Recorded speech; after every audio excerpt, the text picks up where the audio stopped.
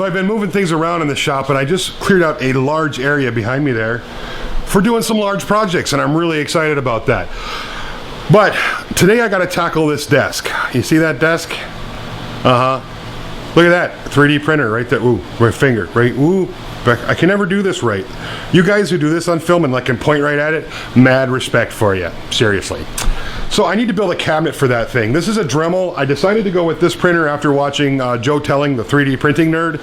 I watched a bunch of his videos, and for a starter printer, this thing has been a dream. I've had it for a couple weeks, done some fun stuff, and you understand if you're not into 3D printing, but if you are and you'd like to check out more about it, check out Joe Telling, 3D printing nerd. Links in the description box below. We're going to focus on building a cabinet for this today to get it off my desk. So this is a pretty straightforward build. There were a couple of limitations. First of all, I wanted to use only material I had in the shop, just scrap wood. So I'm kind of piecing a bunch of stuff together. Started by taking some measurements from the printer and then kind of giving a draft, like an over, just all the dimensions that I needed. And the base I'm going to make out of some rough 2x6. Now this stuff is really out of square. So I used it anyway, and it worked.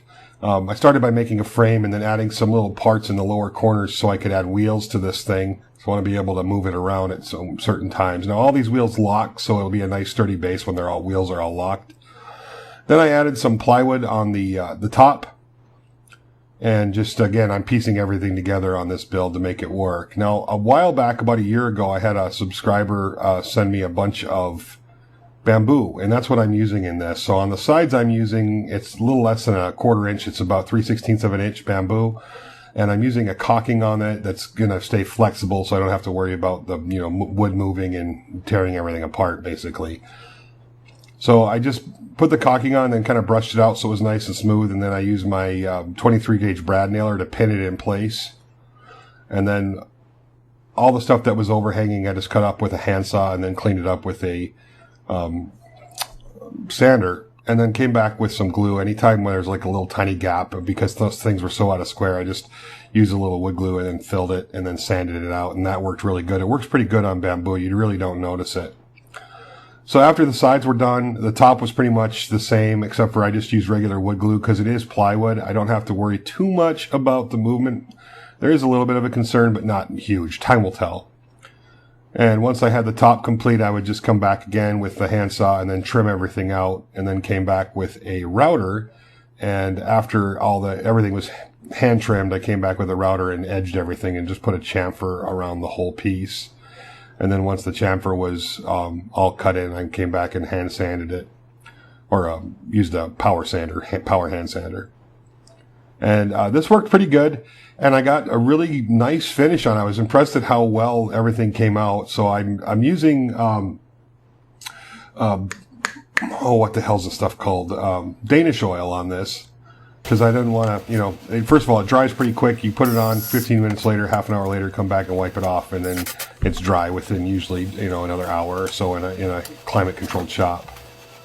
So I decided I was going to try something different on this. I actually went down to the Home Depot and I got some fence posts. These are literally the end caps for metal fence, or the metal chink fences. So for the top section, I used those little end caps and I just screwed them into the board and then on down through the top, and that made them actually pretty secure. And then I bought this 10-foot piece of 1 3/8 metal fencing. It was like $10 for the whole piece. So I think I had like $20 into these legs altogether.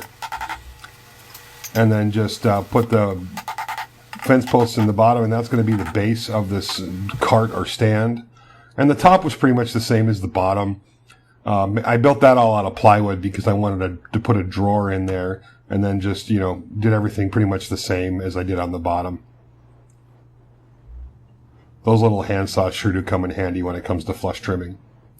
So, like I said, top was just like the bottom, except for I left the opening for a drawer, and came back with some poplar. I had a bunch of poplar that just, 3 foot, 4 foot pieces left over from a project that I didn't, an off YouTube project. So I was going to use that for the drawer because I want to make it a little bit nicer of a drawer. And I'm using my homemade pocket hole machine to put pocket holes in the front and back of the drawer.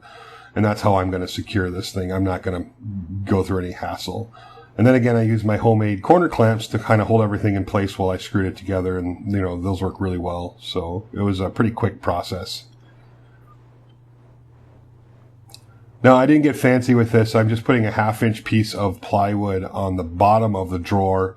I'm using 1/2 inch, first of all, because it's a really large drawer and I don't want the bottom sagging out on it. So that worked really well. I just came back and added some screws later. And then the drawer, I wanted to put some compartments in for the filaments and other things that I just use with the 3D printer. I want to have a place to store some of my extra filaments, a place to store some of the tools I use. And of course, I'm using Kaizen foam. That's like my favorite shop organization tool ever. They have it in white and black, so I'm using white here. And I just kind of framed in a scrap piece that I had. I cut it to length, and then just whatever was left out there, I framed it in. And in the back, I can just put whatever back there, some silica, the silicone packs or whatever to help keep things dry, and then extra tools. So after I had the piece cut out, I went over and laid out all the tools that I use on a regular basis with the 3D printer and stuck them in the Kaizen foam, and then came back and made sure everything fit and it all looked good. Now here's a trick I use when I'm adding drawer slides. I always use that double stick tape, because then I can just put the drawer slide where I want it and it stays there while I'm trying to add screws. I don't have to mess around with trying to hold everything in place while I'm adding screws to the drawer slides. And in this case, I just mounted the drawer slides right to the bottom of the drawer, and I'm going to do the same with the other side is going to go right to the bottom of the frame, and that'll lift it up 3/8 of an inch or so, which is plenty in this case. So once I had the drawer frames in, I also do that on the slides that go into the cabinet as well. I put the double stick tape on them, and that just holds them right in place while I'm adding screws. It's kind of a nice little trick. Now, I was a little bit tight on the drawer, but that's fine. Again, it's not a customer build. It's for me, and I don't mind if it's a little tight. So afterwards, I made just a face panel that I could put out on the drawer, and I just tacked it in place with some 23 gauge brad nails. And then this is I don't know what you call this. It's kind of like some kind of housing that I'm going to stick over the top of the printer. And you'll see here in a second why. But I wanted to kind of, do something special with it. So I 3D printed the name Dremel out and then added it to this little, this is going to hold all my filaments above the printer, or the ones that I use regularly above the printer. So I used some 2P10 and then tacked them in place with a 23 gauge rad nailer while the CA was hardening. I didn't use any activator, because when you use activator on this PLA plastic, it turns white.